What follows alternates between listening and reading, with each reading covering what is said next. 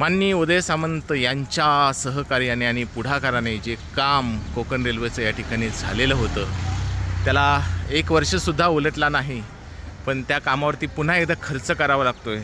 ही किती दुर्दैवाची गोष्ट आहे की छप्परच डायरेक्ट खाली आलेला आहे आणि ह्याला परत खर्च करून परत एकदा याच्यावर पैसे उडवले जात आहेत. आमच्या टॅक्सचा पैसा असा उधळला जातो आहे की एवढ्या लवकर काम खराब होत असेल तर एवढा लाखो रुपयांचा खर्च करून हे बघा 7-8 छप्पर उघडं पडलेलं आहे. आणि या ठिकाणी हे चिखल बघा, हा अशा पद्धतीचा इतका चांगला कॉन्ट्रॅक्टर आहे की हा सगळा चिखल आणि गाळ इथे घाण साचलेल्या एंट्रीमध्येच इतक्या सुंदर अशा ह्या रेल्वे स्टेशनचं रिनोव्हेशन केलेलं होतं आणि त्यासाठी एवढा लाखो रुपये करोडो रुपयांचा पैसा खर्च केला होता. आणि हा पैसा खर्च करून पुन्हा एकदा त्याच्यावरती उधळण केली जात आहे.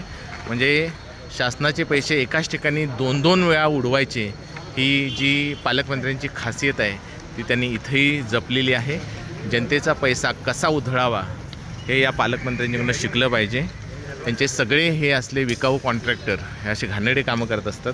आणि ह्या कामामधून हा जो गाळ साठलेला आहे, चिखल साठलेला आहे, ते तुम्ही बघू शकता की किती घाणेरडं इथं आहे. पाणी साठलेलं, हे पाण्याला एका साईडला स्लोप करावा लागतो, हे सुद्धा त्या इंजिनियरला जर कळत नसेल तर तो इंजिनियर कसला आहे. आणि सर्वसामान्य नागरिक भीतीने गप्प असतात काहीही न बोलता.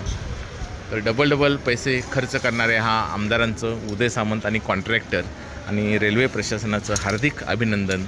कारण त्यांनीच या MIDCच्या ह्याच्यातून निधी उपलब्ध करून दिलेला आहे. तर आपलं खूप अभिनंदन साहेब की अशा पद्धतीची कामं आपण डबल वेळा करत आहात. धन्यवाद. जनता आपली ऋणी आहे.